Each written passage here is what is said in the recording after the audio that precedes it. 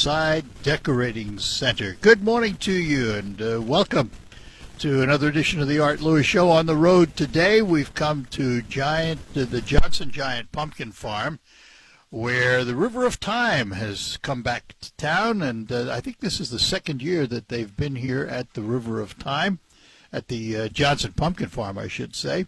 So come on out. We'll tell you more about it as we go on throughout the morning. Later on, after the 10 o'clock news, we'll talk to Dr. Timothy Nash from Northwood University about the recent cut in the Fed rate, and we'll move on from there. But for this hour, we're going to spend some time talking to a couple of good friends who are instrumental in the Saginaw Art Museum and the Temple Theater being in such good condition and such a gem in our community. And we say good morning, first of all, to Larry Preston. Larry, good morning. Good morning, Arthur. Whoop, hang on a minute.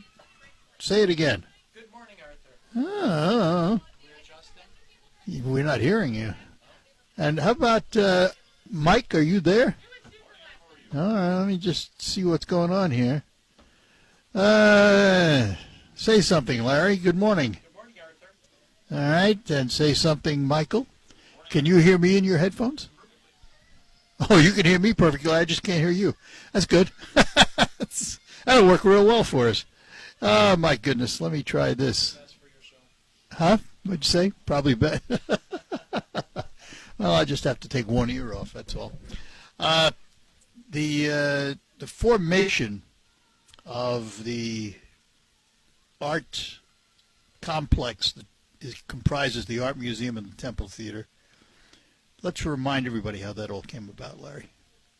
Well, I think you have to really go back to 2003 when Doc and Patty Shaheen decided that we needed the Temple Theater to be the cornerstone of our downtown community and really the cornerstone of our broader region.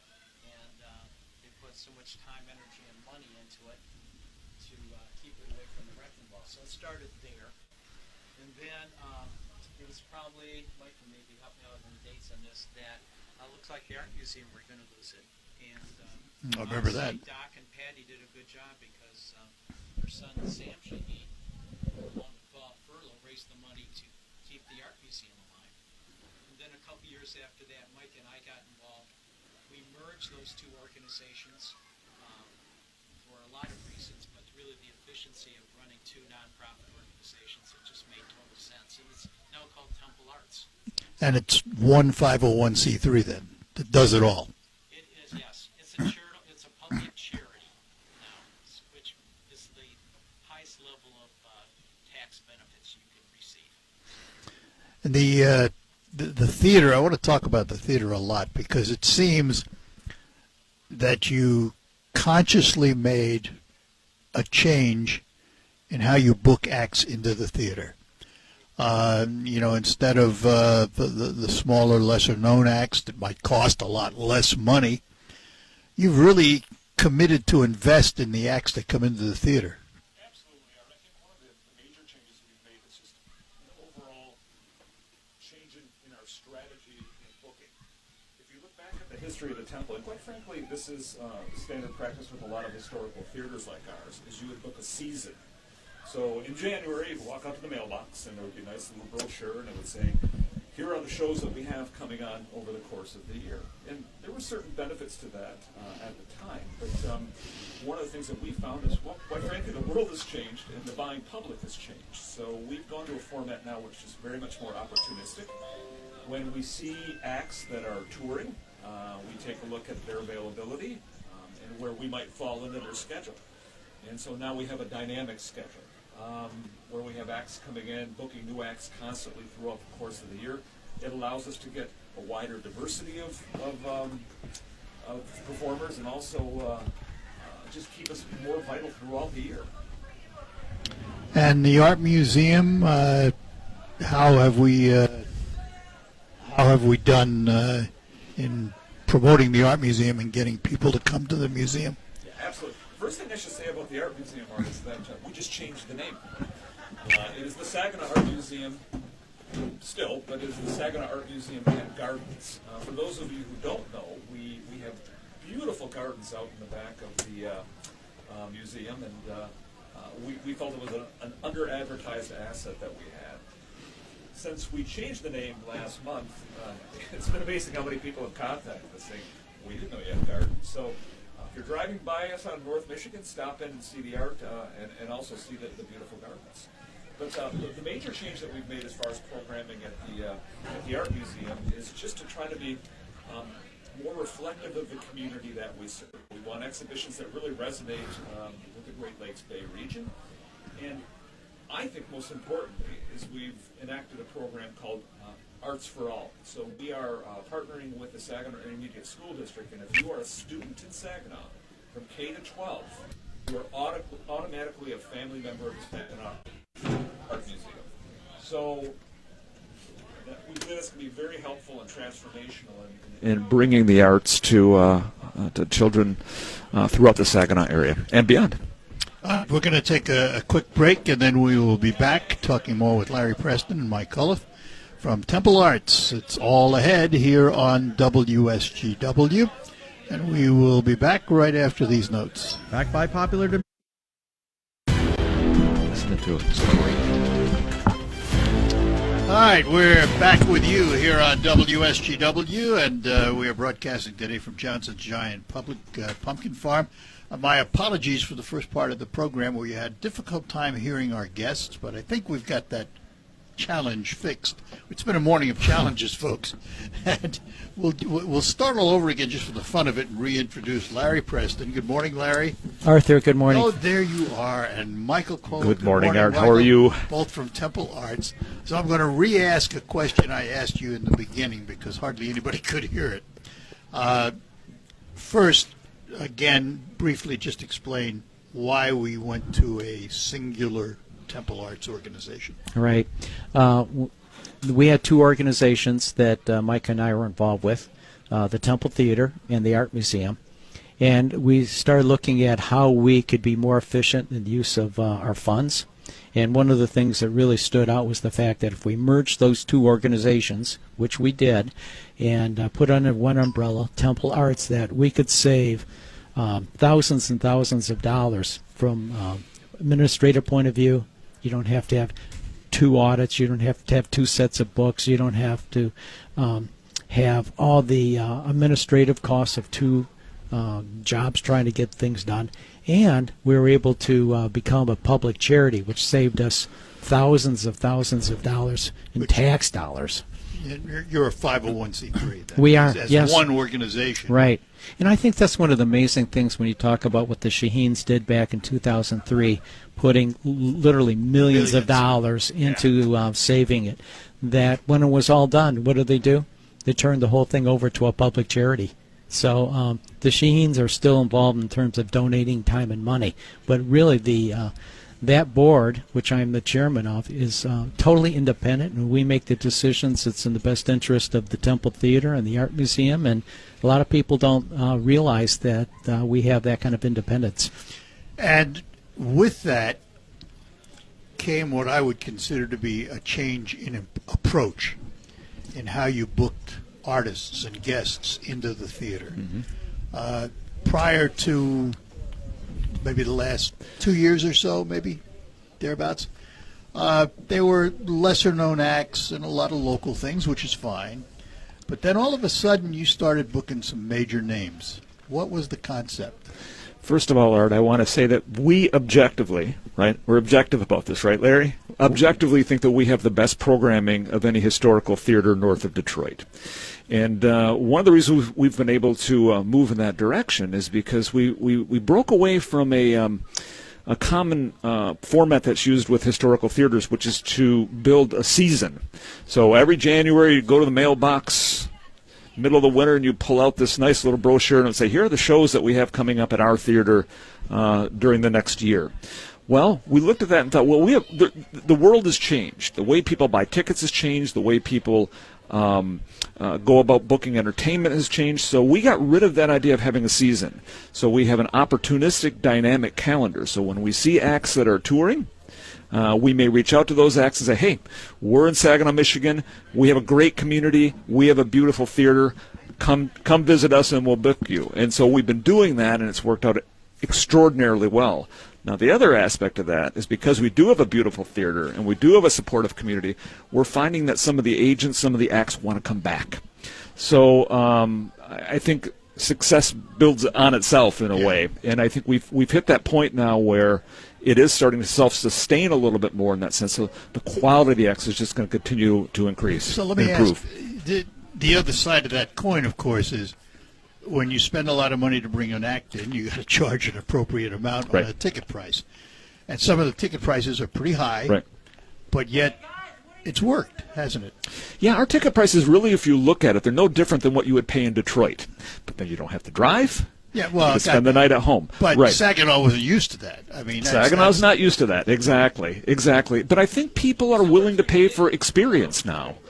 And at the end of the day, we're winning that battle in a sense of bringing good entertainment and getting people to support us. Yeah, well, it's obvious because obviously the theater is doing much better than it ever has. When Mike and I took over, it was struggling, but one of the things that we believed in was you can't save your way to success. Right. And well, we spent a lot of money bringing in top flight acts, and frankly, you see the kind of sellouts we're having. That philosophy was, it works. well placed. It works. Yep. I mean, and that's you're investing rather than just spending. Absolutely. Yeah, when we've built a reputation that extends now down to Oakland County and even Wayne County, that we have great acts, and as Mike pointed out, it's right up I-75. Yep, and there it is. And I don't know if anyone's noticed, but it's a lot cheaper to park in Saginaw than it's in downtown Detroit. Yeah, I think that's true. We're Very going much so. to take a quick break. Be back with our guests here on the Art Lewis Show, coming to you from Johnson's Pumpkin Farm on North Portsmouth Road, where the River of Time has come to town. Hi, everyone. GW from Johnson's Pumpkin Farm, and where we find the River of Time reenactors are here, and they will be here all weekend. And this is also going to be a day when there's 2,500 school students coming out here. It's going to be a busy, busy place. If you've not been to Johnson's Giant Pumpkins, they're open for the season right through Halloween, and we'll be telling you about some of the many things that they're doing throughout the season. We're talking to Larry Preston and Mike Koleth from the Temple Arts Group, the Temple Theater and the Saginaw Art Museum. I will come back to the theater, but I want to spend a little time talking about the Art Museum. It is really one of the gems of the area. And that building, the Ring Mansion, really is unique, isn't it? Well, hang on. Let me turn you on here so we can hear you. There you go. All right. Is that better? Much better. Okay, great. It absolutely is a beautiful, beautiful building art. So if you drive by us on North Michigan now, the one thing you might notice that's changed in the last month is our signage, and there's a reason for that. We recently changed our name to the Saginaw Art Museum and Gardens. You added the and gardens? We added the and gardens because we have beautiful gardens that were put there by the Ring family originally. And by the way, the Ring family remains very closely affiliated with the museum. They came to visit. The original owners of the home came to visit last summer. It was wonderful to have them there. But the home itself is beautiful. It houses a beautiful collection. We are an institution that is accredited. We're one of the very few AAM museums in the state of Michigan. Beautiful collection. Our exhibitions have been sensational the last couple of years. We've developed relationships with the Flint Institute of Arts. We're developing one with the Detroit Institute of Arts, the Clements Museum down at the University of Michigan.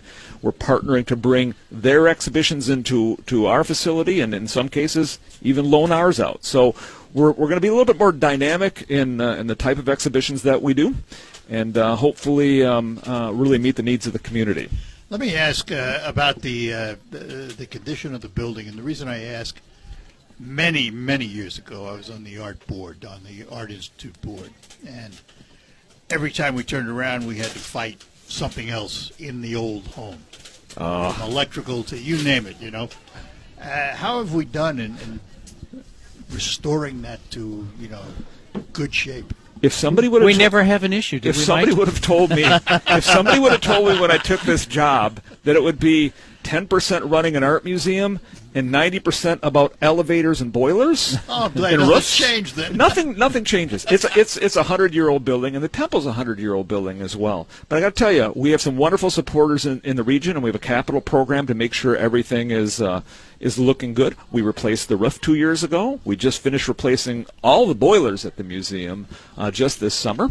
We just redid the wood floors really last month, I believe it was, Larry. Beautiful. So we're keeping the museum beautiful. It's a point of pride for Saginaw, and we're dedicated to ensuring that it holds that place in the community's heart. So let me ask you this too. Other than the magnificent exhibits that go in the museum, it also is an educational tool. Yeah. Do you still have classes in there Yeah. and activities? Give us an idea of what goes on. Not only do we have classes, we've affiliated with the Saginaw Intermediate School District and enacted a program that we called Arts for All. And effectively what that means, if you are a student in Saginaw, from K to 12, you are automatically a family member of the Saginaw Art Museum with full free access to the museum through the duration of your time in the school system. And it's not only you, it's your parents, it's your siblings, it's everybody else who's in your family, so we can handle those larger groups. We now have, for the first time in several years, coming out of the pandemic, we're now doing more field trips. We're averaging several field trips a week.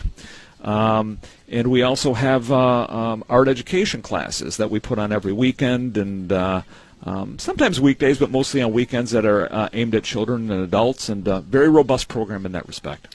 Art, I went on the board in 1982. So I've been affiliated with that museum a long time. I've never seen so many guests that we have right now at the Art Museum. And I think it's a multitude of factors, but it all layers on top of each other that our community is getting the opportunity to see really a real gem that most people have never taken advantage of. To Larry's point, we set a goal coming out of COVID to increase our attendance by 25% a year for the next 3 years. In the past year, we've increased it by 4x. So the number of people we have coming in the museum now is incredible. Does that include increase in memberships too? Yes, it does. Mm-hmm. So let me ask this. You added the words "and garden," Yes. which tells me you have plans. We have plans. We have lots of plans. We started to use the garden strategically as well. We have something that we do in the summertime. We have a free music series. We've never had done that before, but since we're in the entertainment business at the Temple Theater, we thought, how can we cross-pollinate? How can we use the arts to drive the arts? So we have something called Museum Tunes, and we have 3 free concerts in the gardens every summer. And what we're trying to do, and we did recently, is we're pairing the concerts that we have in the garden with the openings of exhibitions, so that people can come and listen to the music and see the new exhibition and really get a full cultural experience at the museum. So we're trying to combine things. We believe there's real power in doing that. I would think so. The gardens themselves, right now, it's your responsibility to take care of them, Yes. right? Mm-hmm. Have you ever thought about community gardens, and that is where you get the community to come in and, like the zoo did, with individual plots? This section is yours.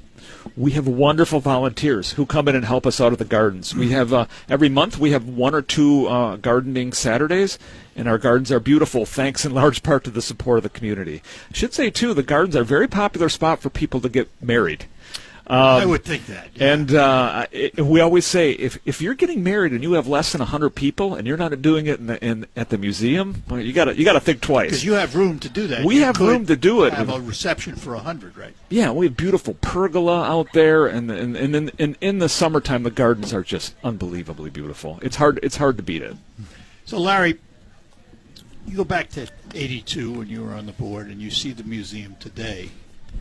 Could you have pictured it back then as to what it is now and how you've brought it to where it is now? Well, back in '82 we were talking about if we're going to go to the next level, we needed to add some wings on. Excuse me. And so we talked about that for years, and it finally happened. Then once it happened, we did a good job. They're very unique. They're thought well of by the architectural community, but we didn't plan out all the extra costs that are going to be affiliated with those wings, heating, cooling, and so Gotcha. it's taken a long time for us to finally have a game plan that makes the Art Museum and the Temple Theater sustainable. That's a big, big piece. And how do you make that happen? Well, we've talked about a lot of the elements, but one of the key things is you have to have an endowment. And if you're a nonprofit organization, and particularly in the arts, if you don't have a strong endowment, you're going to have challenges when you have ups and downs. And so one of the things we're working on right now is, I mentioned before, Doc Shaheen and Patty Shaheen were instrumental in saving the temple, and Sam, the art museum. It was 10 years ago that Doc passed away. And so we are using our honoring of him and Patty to encourage people to give money to our endowment to help strengthen it so that we can perpetuate what we're doing So you're right gonna now. have a campaign then? Yeah, we're going to have a campaign. campaign. We're launching it in the first part of October, but you'll hear more about that as we go along, because I think there's a lot of people out there asking themselves, yeah, I love the temple and I buy tickets. Is there anything else I can do to really make a difference? And it needs to be pointed out, the Temple Theater is not an inexpensive building to run, is it? Well, a good measure of what the costs Mike is are. laughing. You got that responsibility too, Mike?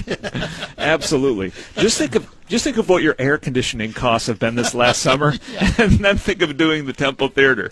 No, I won't. Thank you. Utility costs for the two on an annual basis is between $150,000 and $200,000. Just to turn the lights on. And heating the and cooling, air, yeah, right, yeah, utility costs.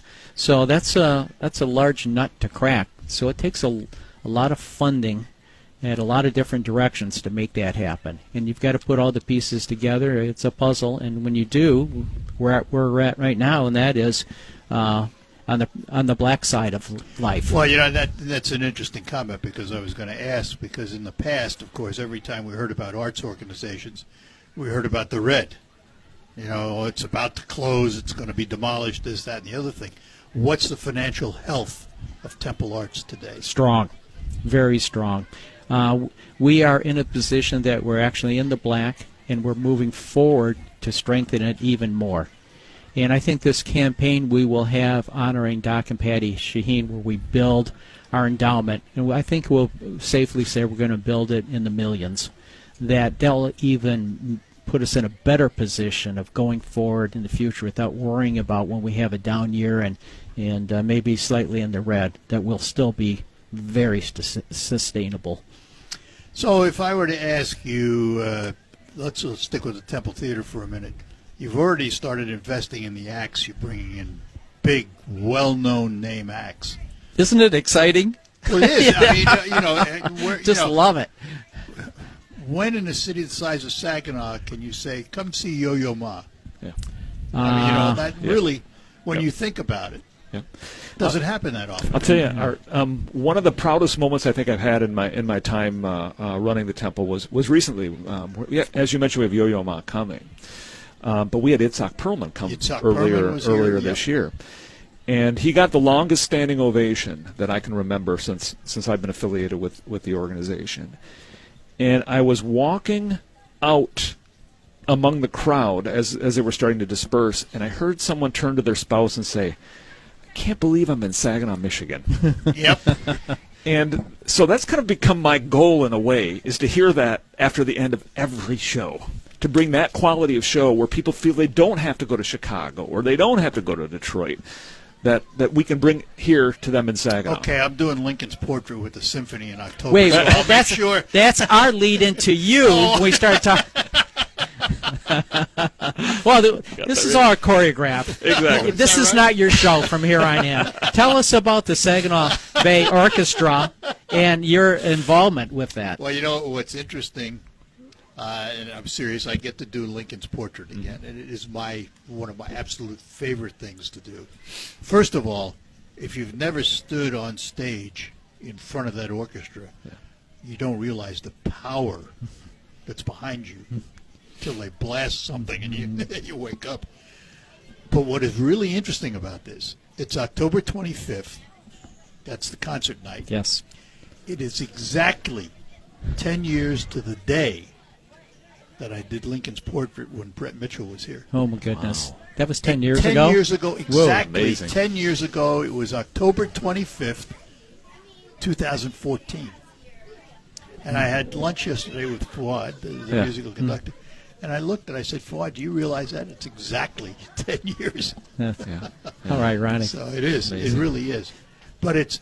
So you tell know, us a little bit what that means. What is Lincoln's the Portrait is a piece written by Aaron Copland. And it's a lengthy. It's about 15 minutes. But the last half of it has narration about things that Lincoln said. And it ends with, as you would expect, part of the Gettysburg Address. And it is just, it's been done all over the world, but it's been done in this country by every major actor that there is. And everyone's style is different. You get a little bit different feel on how you do it. But it's a brilliant piece. And I can't wait to hear it. I can't wait to do it. Yeah. I mean, I really can't wait to do Well, it. you mentioned Fuad in the Saginaw Bay Symphony Orchestra. As you know, the people might not know, Temple's also the proud home of the Saginaw Bay Symphony Orchestra and the Saginaw Choral Society. Which happened, and, by the way, to have a concert. Ours will be the first one in the Temple this year. Right. So that's right. Yep. Yeah, they have one tonight, but it's at Saginaw Valley. Sensational. We're blessed to have that symphony. and the Choral Society? Well, Absolutely. and this is something that has to be considered. I ask this all the time. If we look at the region, if we take the three counties, Saginaw Bay, Midland, and say there's 400,000 people, how many cities of 400,000 have two symphony orchestras, multiple art museums, multiple theater companies, dance groups, you name it, in a region of 400,000? I can't think of any I other. can't think of any other. You know, we're blessed. We've got a lot of great quality of life And a institutions. professional baseball team and a And a professional hockey team. yeah. You start Sure. adding all that up, you start thinking about where would be a great place to live, to work, to raise a family. It's hard to imagine many communities that would be That's a true. better fit Yep. than ours. Outside of the arts, we have to tackle an issue, and that's housing and housing costs, but that's coming. I'm in a good mood, Art. All right, sorry. Okay. We'll take a break. We'll keep the mood up. We'll be back with our guests right after these notes. Let me take a moment to talk about my friends at Quick Lane Freeland, right next to my auto dealer, McDonald Ford. And Quick Lane Freeland is Yeah, where you great. go for all Want to send it to of me? your automotive needs in terms of routine repair. And you can get your oil changed, your batteries, your tires, things of that nature. And they have something else. They have something called FrigiFresh, which is a hospital disinfectant. And this hospital disinfectant kills germs, odors, mold, mildew, and keeps you healthy in your car. And best of all, it's only $20, takes 10 minutes. You don't need an appointment. Just drive in to Quick Lane Freeland and say, I would like FrigiFresh.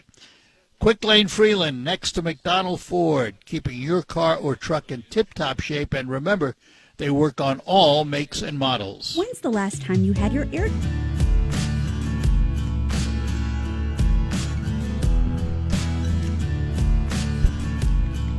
All right, we're back with you here at Johnson's Giant Pumpkin Farm. River of Time weekend going on this weekend, and it runs from now until 7 p.m. tonight. They have the train running from noon to 5, face painter from noon to 5, kettle corn, and all kinds of activities out here. You can watch a blacksmith do his work. They have horse rides, and it's all happening here at Johnson's Giant Pumpkin Farm on North Portsmouth Road, a couple of miles north of M81. And now we have with us Larry Preston and Mike Colas from Temple Arts.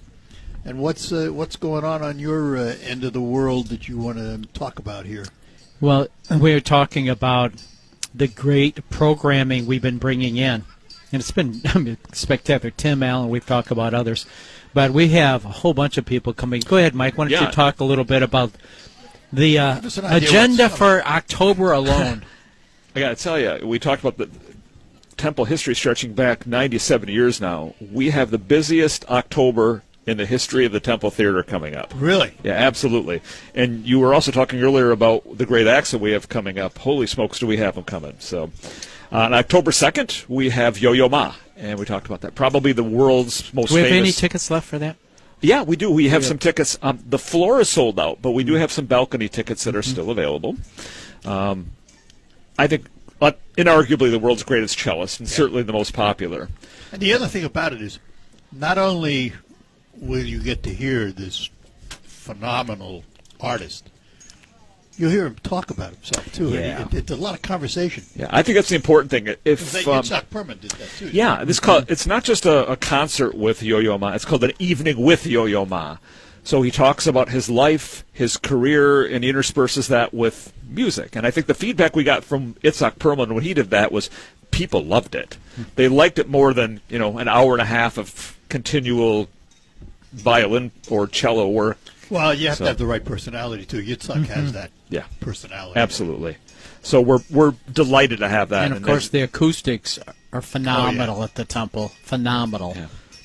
And we always say too, it's such an intimate environment. You can go see Yo-Yo Ma other places for sure, but there's not a bad seat in the temple.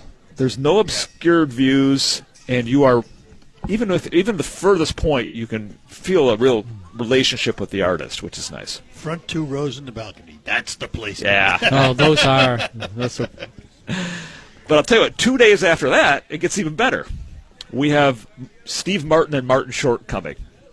I mean, talk about two iconic comedians coming to our community. It's just wonderful, and the response has been terrific.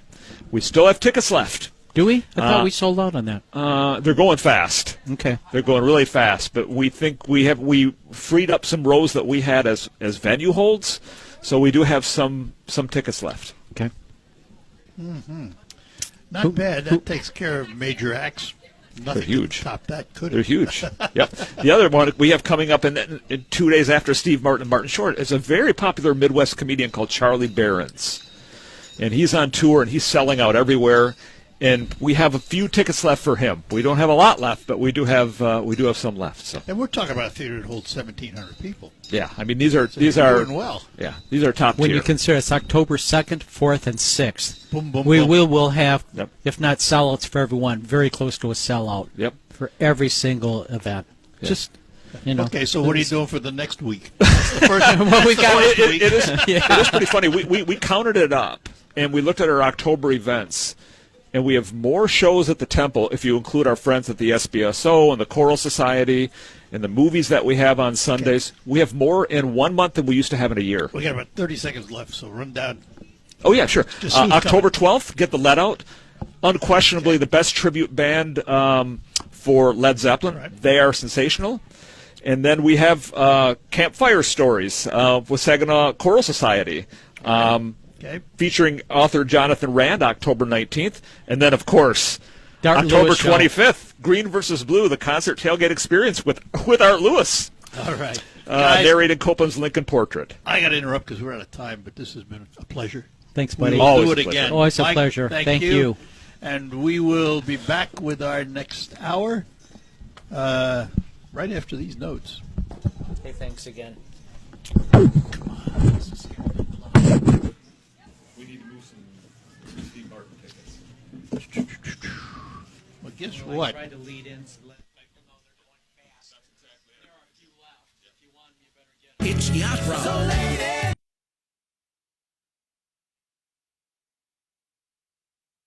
That'll do it for this first hour of the Art Lewis Show. Thanks for being with us. Next hour, we're going to talk to Dr. Timothy Nash and find out about the rate cut from the Fed. All of that is coming up, but before we get to that, we have news from CBS, the National and International Report. And Jonathan Dent is in the WSGW newsroom this morning to bring you up to date on the region and the state. I'm Art Lewis. I think we've got our technical issues solved, and we'll be back right after the news. Broadcasting from the Bill is a fool if they vote for a Democrat. He says he would withdraw federal funding from colleges that support pro-Palestinian protests. A surprising turn in a key race in a battleground state. North Carolina Lieutenant Governor Mark Robinson remains the Republican nominee for governor, ignoring a midnight deadline to withdraw after he reportedly posted racist and sexist remarks on a pornography website. Let me reassure you, the things that you will see in that story, those are not the words of Mark Robinson. Many Many Republicans fear Robinson could hurt former President Donald Trump's chances in North Carolina, long considered a crucial presidential battleground state. Jim Crisula, CBS News, Greensboro, North Carolina. A day after a sit-down with Oprah in Michigan, Vice President Harris will highlight her views on abortion. WSB's Jonathan O'Brien from Atlanta. The campaign stop here in Georgia comes after a report from ProPublica this week detailing the story of a woman who died because of the state's abortion restrictions, which they say caused delays in doctors giving her an emergency abortion. A senior campaign official saying Harris's speech will focus on the implications of Georgia's heartbeat bill and other similar pieces of legislation that have been approved around the country. In eastern Kentucky, Letcher County Courthouse, that shot's fired. Letcher County Dispatch reporting a shooting at the courthouse in Whitesburg. Police say the county sheriff aimed a gun at a U.S. district judge and killed him. State Trooper Matt Gayhart. We know that it was an argument between the two that led up, but what exactly transpired prior to the shots being fired, still things that we're trying to get answers to. The sheriff's been charged with one count of first-degree murder. The Dow is down 87 points in early trading. S&P off 14, NAS down 31. This is CBS News. Sponsored by Progressive Insurance. Get renter's insurance to protect the things that make your place a home, including coverage for theft or damage. Visit Progressive.com. Life can get big. Live from the 100.5 and 790 newsroom, this is WSGW News. Cloudy skies, 68 degrees at 10:05. Good morning, I'm Jonathan Dent.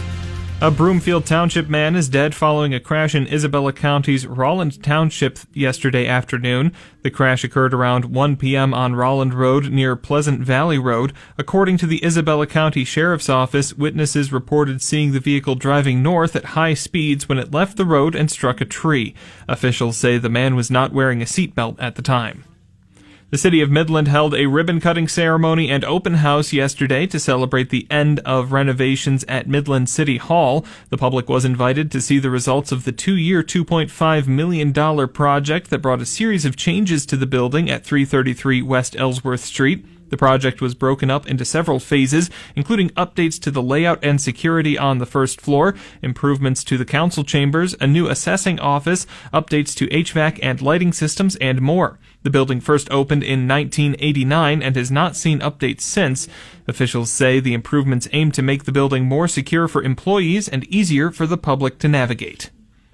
U.S. Congressman Dan Kildee will be in Saginaw tomorrow, attending a free day of outdoor activities for veterans, first responders, and their families. The congressman is hosting the event along with State Senator Kristen McDonald-Rivet and State Representative Amos O'Neill. The event is a chance for veterans and first responders to enjoy guided outdoor activities like fishing, kayaking, and more.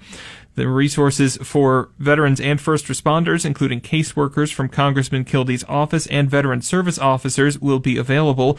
The event will be held between 9 a.m. and 1 p.m. at William H. Haithco Park at 2121 Shust Road. WSGW News Time, 10:07. We're proud to make News Time 10:08. The weather forecast is coming up. Governor Gretchen Whitmer has ordered U.S. and Michigan flags across the state of Michigan to be lowered to half-staff today in honor of the life and service of Motor Carrier Officer Daniel Kerstetter, who passed away in the line of duty. Whitmer says Kerstetter was a proud family man and dedicated public servant. She says in the past he served as assistant equipment manager for his beloved Detroit Red Wings and was a vibrant member of the team. He's survived by his wife and 3 children. It's another setback in the lawsuit against Oxford Community Schools. The Michigan Court of Appeals has agreed with a lower court ruling dismissing the civil lawsuit against Oxford schools on the grounds of governmental immunity. Ben Johnson Law, who brought this suit on behalf of the families of Tate Muir, Justin Schilling, Keegan Gregory, and others, now plans to appeal all the way up to the Michigan Supreme Court. Attorney Chris Desmond of Ben Johnson Law says this is where the case was always destined to go. We've understood from the very beginning of this case, because of the difficulty that governmental immunity poses to victims, injury victims of governmental negligence in Michigan. We knew that at the end of the day, this case was going to be a case that needed to go to the Michigan Supreme Court. Desmond plans to argue that governmental immunity violates the family's right to equal protection under the law. Luke Sloan for the Michigan News Network. Thousands of boxes of waffles sold at Costco stores in Michigan and 12 other states are being recalled because they could contain plastic. The recall involves 40-count boxes of Kodiak protein-packed Power Waffles, buttermilk, and vanilla sold between July 15th and August 25th.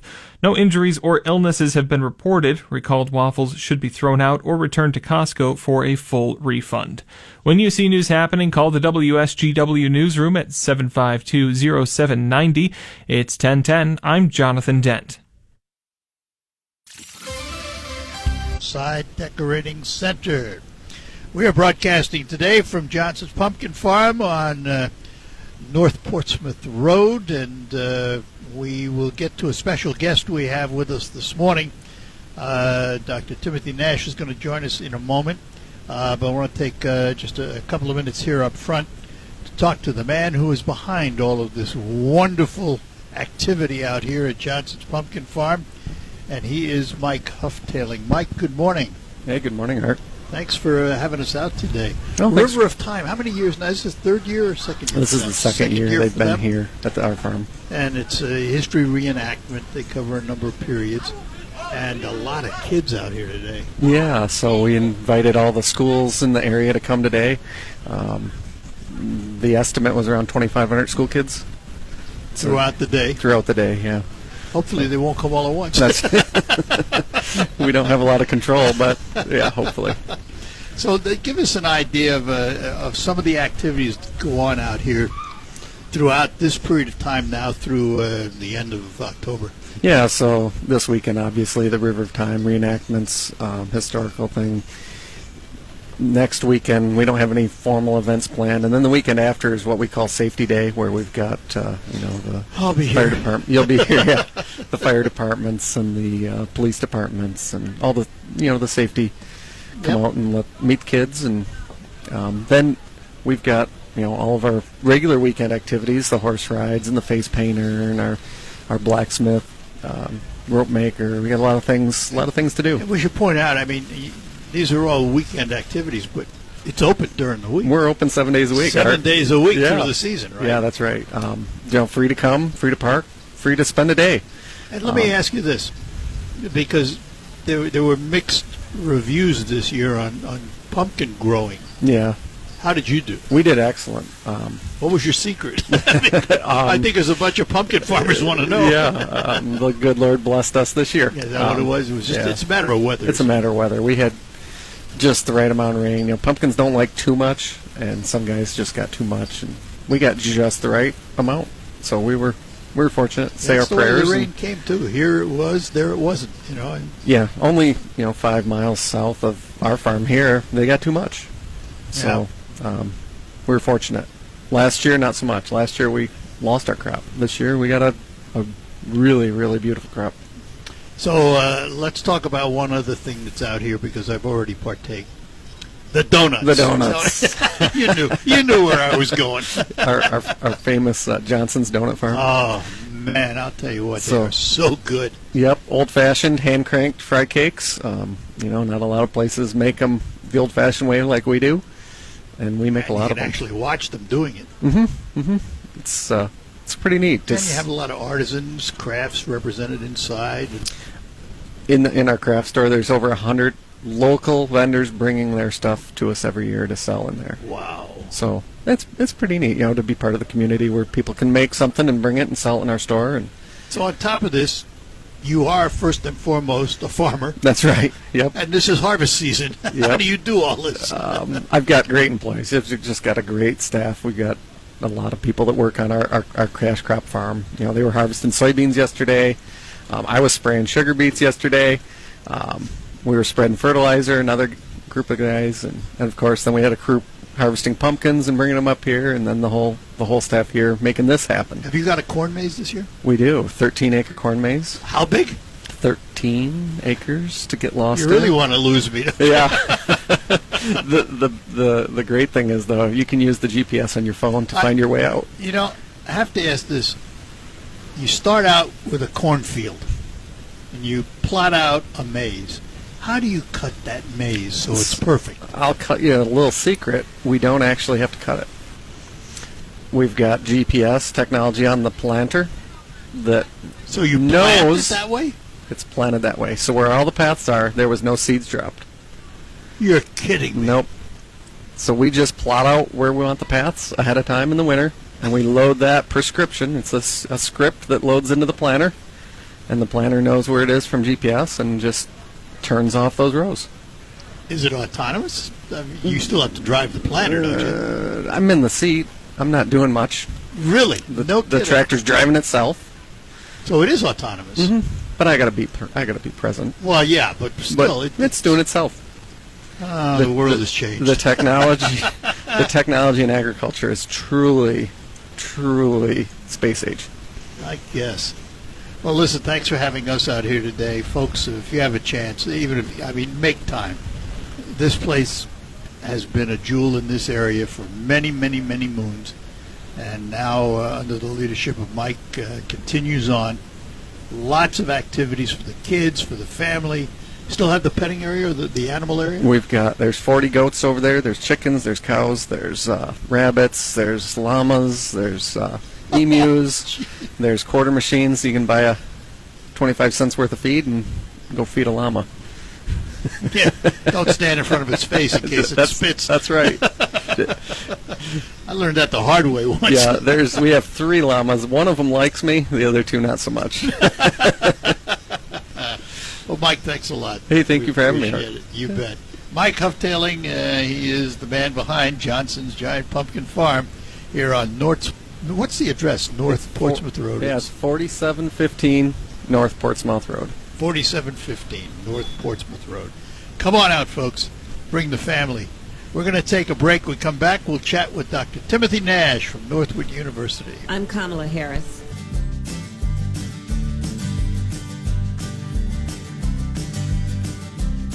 WSGW, and we are at Johnson's Pumpkin Farm. River of Time reenactors are here, and we're going to spend a little time talking about the economy right now, and hopefully he's on the phone. We say good morning to Dr. Timothy Nash. Tim, are you there? I'm here, Art. Great to hear your voice. I have to tell you, I really enjoyed the conversation with Mike that you just had. What a fascinating story about entrepreneurship. Absolutely. Absolutely. No doubt about it.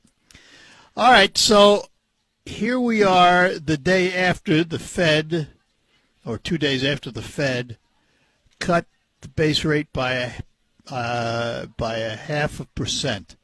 Was that a surprise, and was it right? To me, it was a surprise. I thought they were going to cut a quarter basis point. So when they came in at a half point, it did surprise me, and maybe more than just the fact that they cut it. The Chairman Powell's explanation seemed a bit at odds with cutting it at a half percent. On the one hand, the chairman said he thought we were in a strong economy, and yet why would we cut a half point if we're in a strong economy? Number one, and then number two. My concern is that there are a number of signs that the economy is having difficulty now, and that will continue into the future. So in that case, you say quarter point, half point cut to stimulate the economy was a good thing. The problem, in my opinion, Art, is that if you look at what we're facing in 2025, regardless of who wins the presidency, I think if Vice President Harris wins, we're going to have higher taxes on business, higher taxes on the wealthy, and that's going to curtail investment in the economy and I think growth. The other part is that if we don't raise taxes and we do not do anything to reduce the federal budget, the government is going to be spending. We're going to have greater deficits, and we're back in line with the old problem in 2021-22 that led to 9.1% inflation in June of 2022. If government spending isn't curtailed and you're not willing to raise taxes or cut spending, again, the end result's going to be inflation. The other side of that coin, though, Tim, and we hear a lot of conversation in the political world about taxes. The reality is neither Harris nor Trump can do it on their own. They have to have Congress. That's not something they can do by executive order, right? No, you're absolutely right. And we do not have, as you and I have talked before, if you go back and look at, I think, two of the best presidents for the economy in my voting lifetime, certainly, would have been Ronald Reagan, and he had a great relationship with Tip O'Neill and the Speaker of the House. And then Bill Clinton, people argue about Bill Clinton's personal life, but overall, he was a pretty damn good president, in my opinion, as from an economics perspective, and he worked quite well with Newt Gingrich. And Reagan wouldn't have been as effective without the Speaker O'Neill, and Bill Clinton would not have been as effective without Newt Gingrich, and we just don't have that today. Now, today, we almost hope for a split. We hope for a president of one party and at least one House of Congress of the other party, just to have some kind of checks and balances.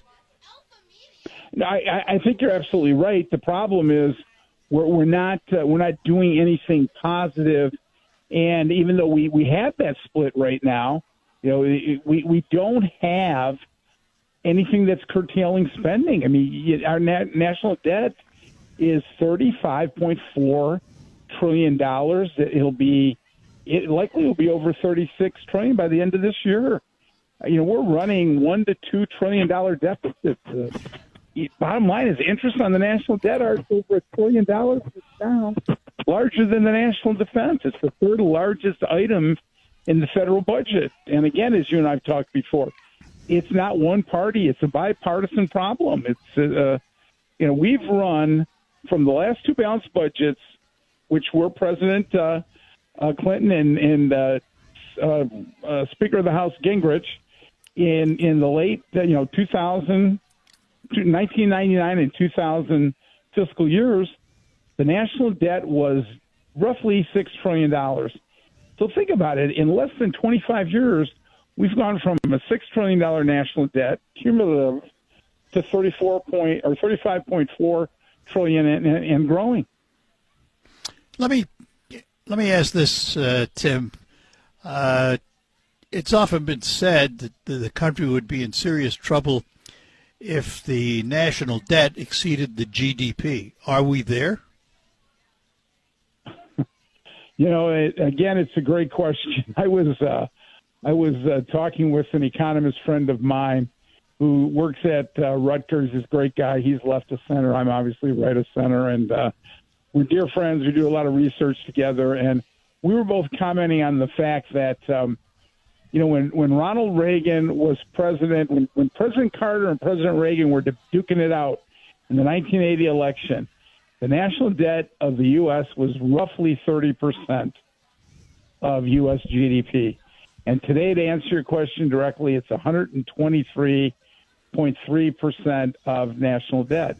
And I remember when I first started teaching comparative economic systems, and if you look at our national debt as a percent of GDP, the only time in the last 100 years that was over 100% of GDP for a 2, 3, 4 year period of time was just at the end of World War II, after we had fought to free the world from Hitler's tyranny. And today, we're now up to levels where, again, in the late 80s, early 90s, when I started teaching comparative economic systems, it was third world countries that had debt problems that were above 120% of GDP. So it is above, to your point, it is above 100%, or it is above GDP, and it's growing, unfortunately. I mean, technically, we can use the word, other than the fact that we own the printing press, is the country technically in bankruptcy? No, it's not. But we're getting to a point where, just like when your household debt or my household debt or WSGW's or Northwood University's, the more debt you have, the less flexibility you have, and the further you move toward an inflexible operational status, and eventually it could lead to bankruptcy. The thing that I think is important for all of us to note is that if you looked at the United States and you looked at all of the long-term debt of the United States, it's well over $100 trillion. If you look at long-term obligations for Social Security, for Medicare, Medicaid, but a lot of that's going to be offset by revenue coming in. The thing that is also important to understand is, if you look at the United States, the U.S. government owns about 22% of all land east of the Mississippi, about 50% of all land west of the Mississippi, 55%, and probably 50% of Hawaii and 80% of Alaska. And so those assets have tremendous value as it relates to just the real estate value, the timber rights on the land, the mineral rights, the oil and gas drilling rights, etc. So, those assets are, I've seen figures as high as $150 to $200 trillion in market worth. So the U.S., could sell assets if it had to, but once it declares that it has to sell, those asset values are going to drop. Just like if you were looking at buying a piece of property or a home and you knew the person was going into bankruptcy, you might wait to get it at a better price. And so we're not at the point of bankruptcy, but if the U.S. has to start selling assets, that's a real sign that we don't have our fiscal house in order. So I would say no, I don't think we're technically bankrupt, but we're getting closer and closer to that. So how does our financial condition impact the way other countries deal with us, look at us, and what does it do to the value of the dollar? I think that's a great question. If you look at it, I have a good friend who's a local business person here. He's got a very successful business, and he was in Greece for a wedding a year ago, and the dollar was trading at about par to the euro, just a little under par to the euro. And he's heading to France for a family vacation in about a week or two. And so he was looking at what his conversion to euros was going to be, and the dollar has dropped, and the euro is about 20% higher than the dollar, and so it does exactly what you're at least hinting at or asking about, and that is, if the U.S. debt increases relative to other currencies, the value of the dollar declines. It takes more dollars to purchase that currency because they're worried about the stability. And if you look at some countries that have suffered hyperinflation, you and I've talked about this before. You have three ways to finance government: you tax, you borrow, or you inflate. I think our taxes are right where they should be, and I don't think there's much room to increase them. I think our national debt is problematic. So if you're not taxing and you're not borrowing, the only alternative is to print more money or to inflate. And so I think our problem is not it's not a revenue problem. I don't think it's a lack of taxation. Again, we've talked, the rich, the top 0.1% pay 24% of the taxes. Their average tax burden is $4 million. So I don't know how much more the rich should be paying in terms of their fair share. Our corporate income tax rate is in the middle of the pack of the industrialized countries after President Trump cut it. So I don't think our corporations are on average paying an unfair tax rate, an unfair tax burden. And so I really worry that raising taxes is the answer. I really worry that I certainly don't think inflation is the answer. I think government spending. We need to get spending under control. And, we dramatically increased spending due to COVID, but we haven't brought government spending down to the pre-COVID level. So that's an issue that, again, Democrats and Republicans have to debate and come to an answer. All right, Tim, hang on. I've got to take a break, and then we'll be back. We're talking to Dr. Timothy Nash. He's a retired vice president of Northwood University. He's emeritus. He is also the director of the McNair Institute for Entrepreneurship and Enterprise. And we will be back with him after these notes here on WSGW as we broadcast today from Johnson's Pumpkin Farm. You may have heard that peace...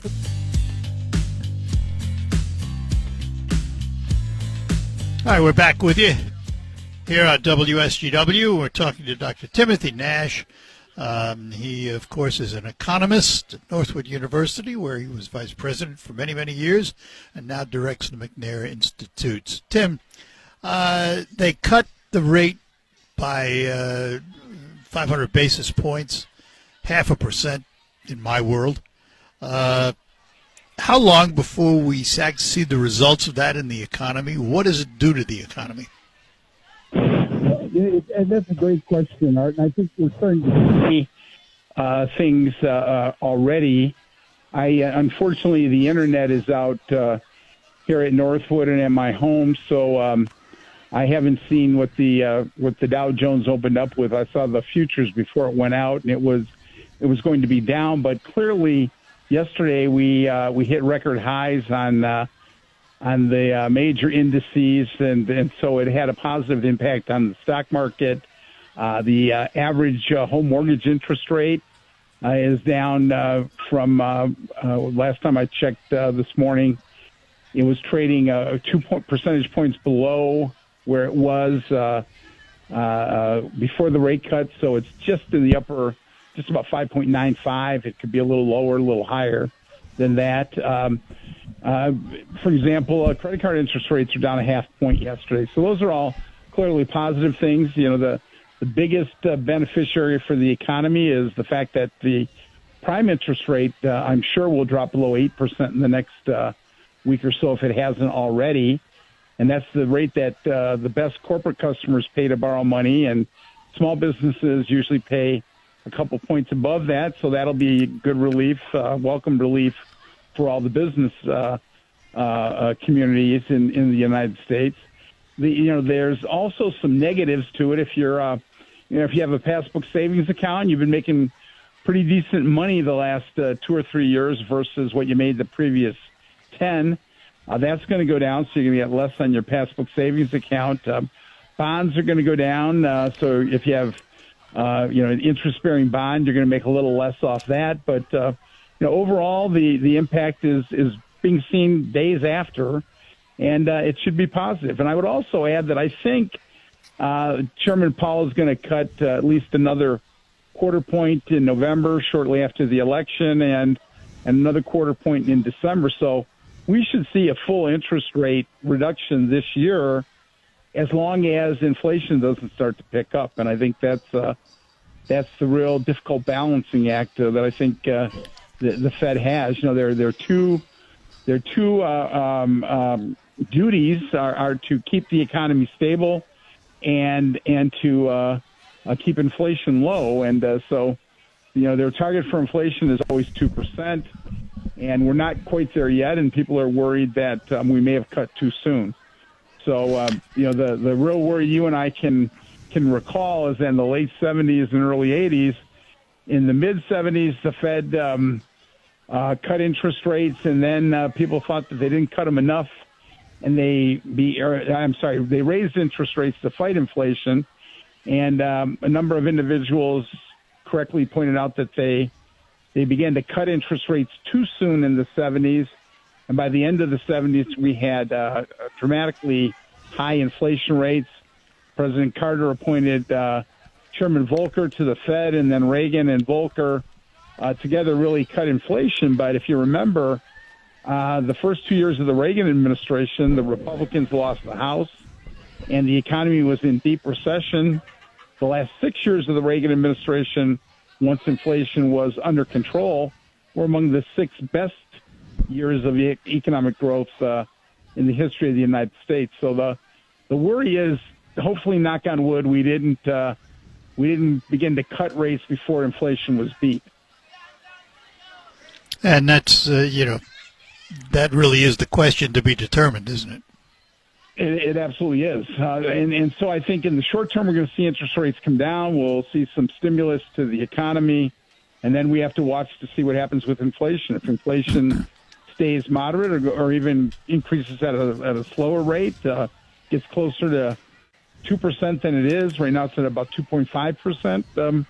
We could see another 1% or 1.5% rate cut in 2025. Yeah. Let's talk about the Fed for a minute, because you mentioned the two roles: to have a stable money supply economy and fight inflation, neither of which were reasons that the Fed was established, as I understand it. It had to do more with mischievousness in the banking industry than anything else back in, 1916? 1913. 13? Yep. And am I right about that? Well, no, I would say that the main reason the Fed, at least what I've read, you may have some inside baseball or papers that I haven't read, but the main reason the Fed was established was to keep a stable currency. And it was later on that they added economic stability to it. And I would say that the real difficulty for the Fed, since they have a dual purpose rather than a singular purpose, is that oftentimes they're at wit's end with what's going on with the federal government. The Fed is appointed by the president and the Congress, and so the leadership of the Fed is somewhat beholden to the political process and politicians. The Fed is owned by the member banks, but it's really controlled, and the rules are made by Congress. And so, when you have this dual mandate, if the federal government is running large deficits and then they're raising taxes, they're creating an economic environment sometimes that it's almost impossible for the Fed to move in the right direction without increasing the money supply. So as an example, if we create a lot of government deficits and then we raise taxes and the economy begins to tank, then the Fed has no choice with its dual mandate but to increase the money supply, which is inflationary. So it oftentimes is counterproductive, not because it's done something wrong, but it's because they have to adhere to the rules, and unfortunately they have to counteract some bad government fiscal policy. And part of their existence to keep the money supply stable was to take that out of the hands of Congress, right? Well, exactly, to take it out of the hands of just simply the government. And there's a lot of interesting discussions. I've often said we should do a symposium in the Tri-Cities and get a whole group of economists from universities and from banking and have the discussion about everything from what would be the best role of the Fed to, we forget that in the 1800s there were literally hundreds of private banks that were able to, before the Fed, produce their own currencies. Yep. So you had 2 or 3 banks in the Saginaw and Midland, Bay County, that literally produced their own private money. But back then you had a situation where most people never traveled beyond 25 or 30 miles from their home. So there's a lot of interesting dynamics that exist today that didn't exist 100 years ago, 150 years ago. All right, Tim, hang on. We got one more segment coming up. We got to take a break here, and we'll be back talking to Dr. Timothy Nash as we broadcast today from Johnson's Pumpkin Farm on North Portsmouth Road, about 3 miles north of M81. And it is just a fabulous place this weekend. You have the River of Time reenactors here today and tomorrow. They're available from 9 to 7, 9 a.m. to 7 p.m. Train rides, face painters, kettle corn, donuts, food, all kinds of crafts. There's a blacksmith, horse rides, photographer. Of course, it is a pumpkin farm, friends. And also, admission to the farm and the parking is free. There's a free petting zoo. There are quarter machines available where you can get food and feed the animals. They have a huge corn maze, and $6 to go through it. $4 and under are free. They have a sunflower path, kiddie soybean maze, train rides, a photographer on the weekends, face painting, wonderful donuts. And they have all kinds of wonderful squash and gourds and cornstalk bundles and Indian corn. You name it, it's all here. Johnson's Pumpkin Farm, 4715 North Portsmouth Road in Saginaw. You can find out more online at www.johnsonspumpkinfarm.com. We will be back. The Michigan Antique Festival and Vintage.